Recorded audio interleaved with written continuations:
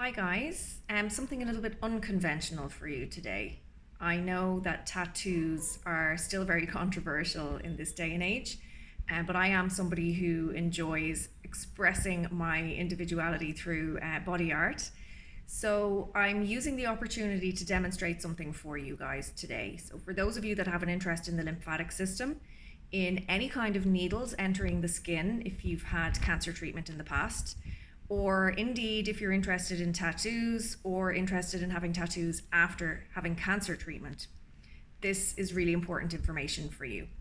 So yesterday I added to my ink collection and got a snake, specifically a boa constrictor, tattooed onto my arm. Why am I telling you guys this?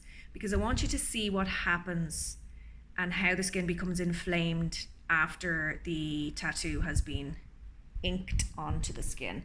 So you may see here, I'm going to try and see that bump, see where the line of the snake is? You can see how around that, where the design of the snake is, it's more swollen, right, than the rest of my arm. It looks weird, it looks like a bit of an extra bit of a bicep. Can you see how the skin is all raised? So why is that important? Why am I telling you guys this? You see that inflammation? This is something we want to avoid in a damaged drainage area.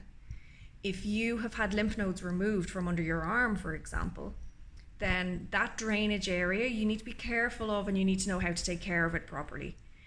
If you have a drainage area that's damaged, that is not able to cope as effectively with excess fluid or even the fluid that naturally flows through that area in your lymphatic system, the last thing we want to do is put more pressure, more strain on that area.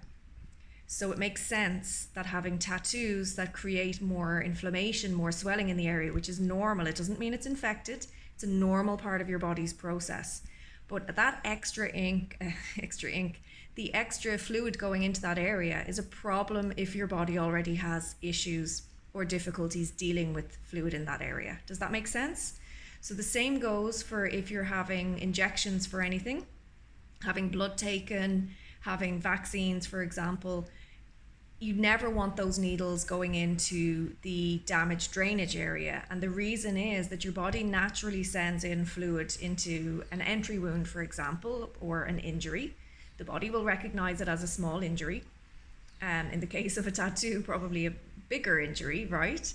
And it's natural that the body sends fluid in there to make sure that the area is clean, and it's just part of the process.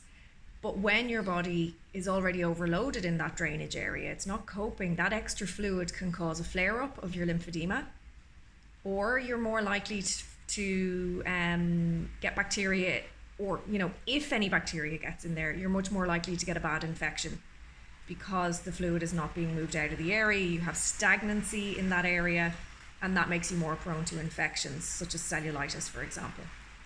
So needles of any kind and tattoos, not a great idea in your damaged drainage area. I know there is a big movement, and it's very popular to have tattoos done over scarring, but bear in mind, if you've had lymph nodes removed from that area, what I'm telling you here about how you're overloading the already struggling lymphatic drainage area, you need to be aware of that.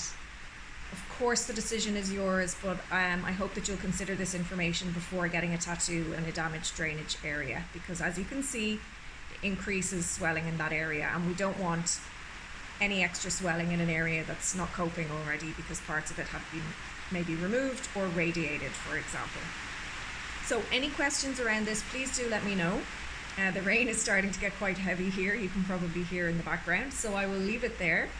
But any questions about tattoos, about ink traveling into lymph nodes, for example, about lymphedema, about the lymphatic system, please do feel free to get in touch with me. Please subscribe to my channel for lots of other tips, and my details will be below so that you can contact me if you would like to avail of any of my services or ask any questions. All right, thanks guys.